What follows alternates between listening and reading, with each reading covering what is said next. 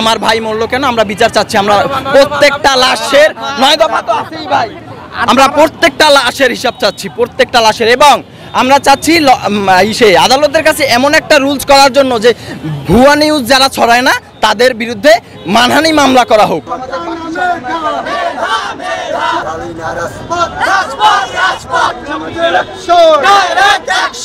একটা পরিবারের কাছ থেকে একটা সন্তান কোনোদিন জীবিকার জন্য বেশি নিরাপদ হতে পারে না। তো আমরা চাই যে আমাদের সমন্বয়কদের দ্রুত ঘরে ফিরে দিতে হবে, যত গুম খুন মামলা হয়েছে সেগুলো প্রত্যাহার করতে হবে।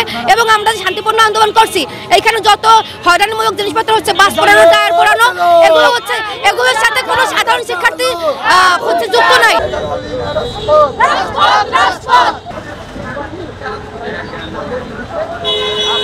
আমরা শান্তিপূর্ণ আন্দোলন করতেছি, আমাদের অধিকার। আমাদের পক্ষ থেকে জোর করা হয় নাই। এখন বর্তমান যে পরিস্থিতি, এখন কোথাও জোর করা এরকম কিছু হচ্ছে না। তাদেরকে এমনি আমরা বুঝিয়ে বলছি, তারা চলে গেছে। আর বর্তমানে বরিশালের পরিস্থিতি সম্পূর্ণ বলা যায় প্রায় নর্মাল আছে। কারফিউ জারি আছে এবং সকাল থেকে রাত 10টা পর্যন্ত শিথিল আছে এই সময়টাতে। তারপরে আমাদের বরিশাল মেট্রোপলিটনের প্রত্যেকটা জায়গায়, প্রত্যেকটা পয়েন্ট, গুরুত্বপূর্ণ পয়েন্টে আমাদের অতিরিক্ত ফোর্স মোতায়েন আছে। যে কোনো পরিস্থিতির জন্য আমরা প্রস্তুত আছি। যে কোনো যদি কোনো ধরনের বিরূপ পরিস্থিতি আছে সে সংক্রান্ত আমাদের প্রিপারেশন আছে।